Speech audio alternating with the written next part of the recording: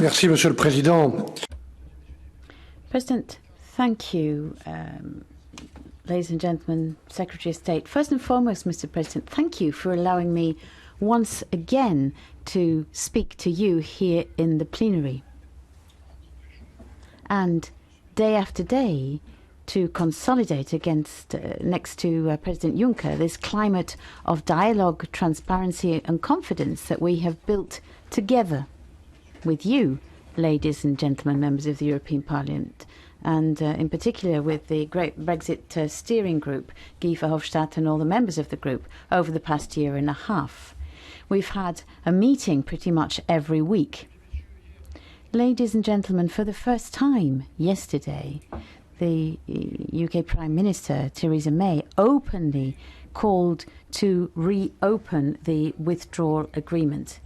Even before the vote late in the evening, she took distance from the agreement she herself had negotiated and on which we had achieved an agreement. The UK government then explicitly supported the amendment entered by Sir Graham Brady, calling for the backstop to be replaced. That was planned under the Irish protocol, and to have that replaced by alternative arrangements, which were never actually defined. At the same time, the House of Commons rejected the no-deal scenario without clarifying what means they would take to avoid that scenario. So that is currently the state of play.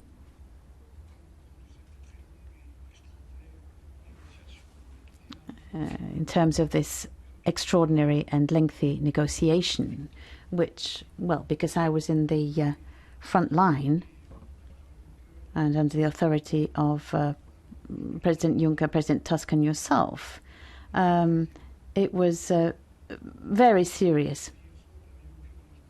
Now, President Juncker reminded us what happened yesterday evening, and we share the will of the UK Parliament to avoid a no deal. I agree with Theresa May.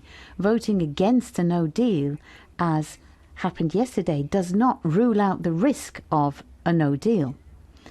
For us, ladies and gentlemen, the withdrawal agreement is and remains the best and only means to ensure an orderly withdrawal of the United Kingdom and to implement in an orderly manner the sovereign decision taken by the majority of UK citizens, which we respect, that being to leave the European Union. And despite the difficulties we're facing today, I believe we can achieve that objective on the condition that we are both lucid and realistic, and we are responsible and respectful on both sides, each side with the other. Ladies and gentlemen, the backstop, as mentioned by President Juncker, is part and parcel of the withdrawal agreement, and this agreement will not be renegotiated. The conclusions of the European Council in December, which squared with the resolutions of the European Parliament, leave no scope for doubt on that point. On the backstop, briefly, just so that everyone fully understands what we're talking about. The backstop, it's not any kind of dogmatism. It is a realistic solution. Throughout the negotiations under your control, we sought solutions to the problems created in particular, but not only, in particular in Ireland by Brexit itself. And the backstop, as it's included in the withdrawal agreement, is the outcome of these extremely intense negotiations over 2 years, involving us with the United Kingdom, never against the United Kingdom. The backstop is a pragmatic response to the unique situation on the island of Ireland after the UK decided in its sovereign right to leave not only the European Union, but also the single market, and then also the customs union. We needed 2 years to come up with this solution, which reconciles various different requirements. The first one for all of us being to avoid at all costs the return of a hard border in Ireland. In other words, to preserve the conditions which have been in place for the past 20 years. Peace, stability and dialogue on the island of Ireland since the Good Friday and Belfast agreement was signed. And I would recall that the United Kingdom itself, through its own Prime Minister on several occasions, has confirmed its commitment as a co-guarantor of the conditions of that Good Friday Belfast agreement. And for 20 years, we ourselves, through the peace programme, European law, European policies, the European budget, we have supported the success of that cooperation between the various different communities. That's the first requirement then. The second requirement is the call from the UK government to keep Northern Ireland and UK in a single customs territory. The third requirement, obviously ours, the one for which we are collectively responsible, is to preserve the integrity of the internal market. That is a crucial point to us, ladies and gentlemen.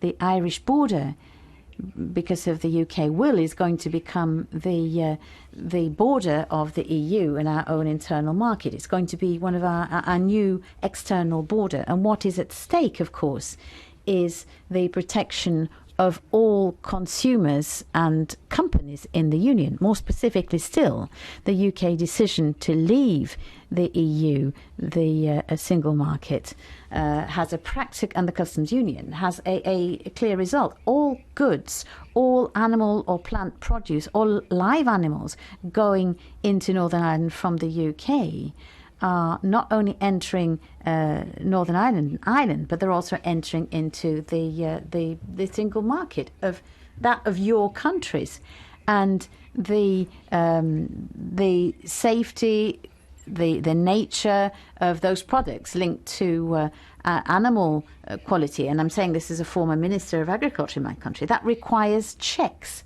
And those checks are implemented on all of our external borders, all around the EU. Health checks, fiscal checks, veterinary checks, and regulatory checks. And we owe that protection to the 500 million consumers and with the UK now, and the 22 million companies. We owe that protection to all of those who are in the internal market. For those people now calling to get rid of the backstop, there are members of the UK Parliament, and I heard some of them saying this morning, and they negotiated with us. And they know perfectly well that this backstop is the solution we came up with for what is the very heart, the core of us as Europeans, of our obligations and our principles, as President Juncker was saying. In other words, the protection of the internal market in all of its dimensions, all of the rights, social rights, economic rights, consumer rights, environmental rights, and protection for companies and consumers.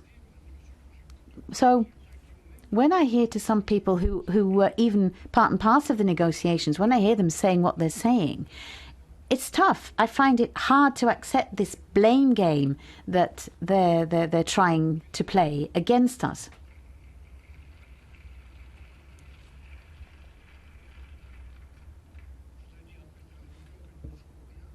As President Juncker has said, we will do nothing. It's as simple as that. Nothing which would undermine the internal market. Nothing which would compromise the future of the European Union because of these negotiations. And as the President said, we are nonetheless open to alternative arrangements which were mentioned yesterday in the House of Commons. The Irish protocol and the political declaration mentioned that, and the letter from President Juncker made that a priority for future negotiations. We're ready to work on that as soon as the withdrawal agreement is signed. But right here and now, quite honestly, no one, neither on one side nor on the other, can say very clearly and precisely what form these alternative arrangements will take, so that they can be operational and so that they can objectively meet the aims of the backstop. So once again, calmly but clearly, I will say right here and now, with this withdrawal agreement as proposed for ratification, we need this backstop as it is. Ladies and gentlemen, rejecting the backstop as it stands today boils down basically to rejecting the solution which was found with the British. But the problem remains, as I've already described it for you. And on that point, going beyond the alternative arrangements I mentioned, the European Council and the European Parliament on several occasions have already clearly rejected the idea of having a limit in time or leaving unilaterally the backstop, because that would undermine the very idea of the backstop. It's an assurance. We don't want to use it. Well, it's your own insurance for your house or your apartment or whatever. We don't want to use it, but it will be there if we need that insurance. Finally, the withdrawal agreement we're talking about, that you're very familiar with, goes well beyond the question of Ireland. This agreement ensures the rights of more than 4.5 million citizens. President Tajani, you talked about the priority of the Parliament. It's ours as well. And whatever happens, that priority to secure the rights of citizens, our compatriots, 3.5 of them living in the UK from our different countries, of course, and the rights of 1.5 million UK citizens in our countries. Securing those rights is our priority. We have to protect the beneficiaries, all of them, of the European budget in the 28 countries. The commitments we entered into with 28 have to be respected by 28. A 21-month transition period, in the course of which administrations and companies on both sides will be able to prepare themselves for this future relationship. And that will give us a time, not long, it will be very demanding, but that will give us a time to negotiate the future relationship in a new stage of the negotiations. So this agreement is the necessary first step to build confidence between the United Kingdom, which will remain an ally, a partner, a friendly country, and the European Union. A real, solid, ambitious partnership. And I would just like to add that in respect of this future relationship, the Europeans are ready and will continue to be ready over coming days to be more ambitious and to rework the nature and intensity of our future relations, economic relations in particular. And you know, ladies and gentlemen, that there are several models for economic cooperation with third countries. Each of these models obviously has its own balance of rights and obligations, but there are many different models. If the UK demand were to evolve beyond a simple free trade agreement, on which we agreed in the political declaration, and they move towards one or the other of these models, we will be ready to discuss that immediately and express our own ambitions in the face of the UK ambitions. We've said that already, as you have in your resolutions, as has the European Council. I mentioned lucidity beforehand and realism, as you did, Madam Secretary of State. It's less than 60 days now to when the UK is going to leave, but we don't have a positive majority now in the House of Commons on an clearly identified solution accepted by the UK. And as President Juncker said, it is therefore urgent that we should be prepared for all scenarios, and we should bring in all contingency measures which are more essential than ever. And that's what the Secretary General has been called upon to do by President Juncker, who's working with you and all of your teams. Thank you very much for your attention and for your confidence. Merci beaucoup, Monsieur.